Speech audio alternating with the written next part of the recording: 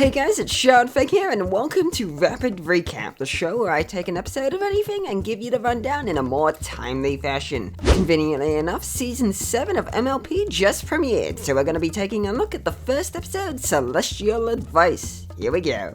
So our episode gets right into the swing of things as we see Spike striking a conversation with Starlight, but as we see it's actually a ploy, as Twilight is rather creepily measuring Starlight's room, and Spike is on decoy duty. Interestingly enough, what Spike has to do for his decoy duty is interesting, as he pretty much becomes Rarity for a bit. And funnily enough, he's not the first to pull that off.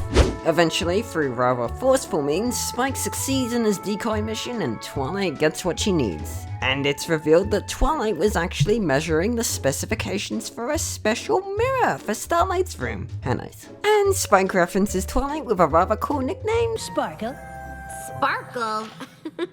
Anyway, it's party time since Starlight discarded Trixie and 4X saved the world from the changelings last season. But Spike raises a valid point. How are they gonna get it all ready in time?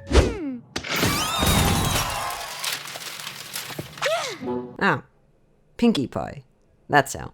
My little pony, my little pony. Oh, it's FiM time and we're in a new season, so it's time to track down every little thing to see if anything changed. Well, there's a new logo. That's about it. Yay! So, we come to the celebration, and Starlight, Trixie, Discord, and 4X are handed the equestrian pink hearts of courage. Which raises the question, why did the main six never get that? Like, they've saved the world on multiple occasions, but no, never once got a medal. Well, at least Twilight became a princess. So, they all get their medals, 4X realizes the difficulties of not being a god of chaos, and they all go on to live happily ever after.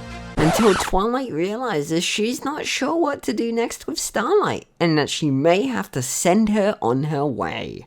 So after much thought, worry, and even a bit of a breakdown, Twilight does decide that it is time to send Starlight away. But now she's faced with another conundrum. Where does she send Starlight to? Some of the options are the changelings, the dragons, and even back to the Crystal Empire. Personally, I would have just given her a house somewhere in Ponyville. She's close by and, you know, it seems like an easy option. First of all, Twilight decides to take a deep look into her own fantasies as we see how Starlight would act around the changelings. All seems to be going pretty well as she teaches the changelings about friendship until Twilight realizes that this could all go very wrong, as even one changeling could defect and pretty much ruin everything for Starlight. And actually, she's got a pretty fair point here. I can't imagine all of the changelings would just suddenly be happy with a new leader, so it'd be pretty reasonable that one of them would defect and ruin Starlight. With the changelings out of the equation, Twilight decides that maybe the Bro-alicious dragons would be a better choice for Starlight. And totally not. You see, dragons like lava, and ponies do not, at all. So, with not many more options to go, Twilight decides that maybe sending Starlight to the Crystal Empire to work with Sunburst would be a good idea. However, Starlight is known to have some magical outbursts from time to time, and maybe making a black hole could be a result of that. Resulting in probably death. So after witnessing her friend pretty much die, Twilight is in tears. She's in shock and she desperately needs consoling. So Celestia, being the wonderful, caring leader she is to Twilight, proceeds to...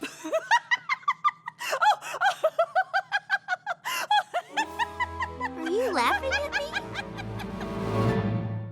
So Celestia quickly fixes things up by pulling the "I'm not laughing at you, I'm laughing with you" shtick. So we go back all the way to when Twilight was just a kid, and we get really awesome backstory from even before the show started. And we actually, I'm sure to the dismay of many fanfic writers, find out that the main six, with the exception of Twilight of course, were actually pretty great friends before Twilight came over. So...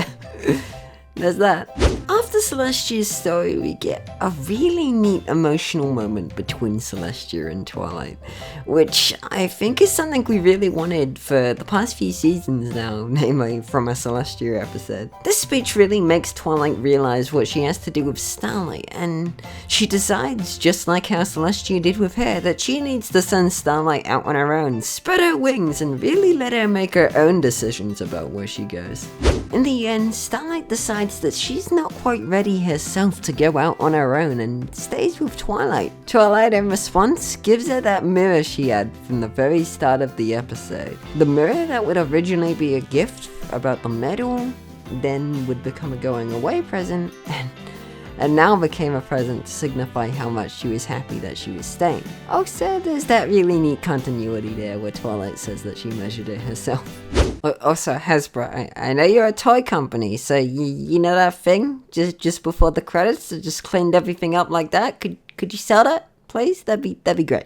So yeah, that was the first episode of Rapid Recap. Did you hate it? Did you love it? Let me know in the comments below and I'll make more or less from what you guys think. If I do end up making more, the next one will be on the second episode of Season 7, which happened to release alongside it. Originally, I was gonna do this video as a two-parter, but the two episodes are actually rather dissimilar from each other for the first time in like ever. If you're new to the channel, I also make PMVs, stream highlights for Argo Damon, and other random neat little content. So if you want to see more of that and this, make sure to subscribe.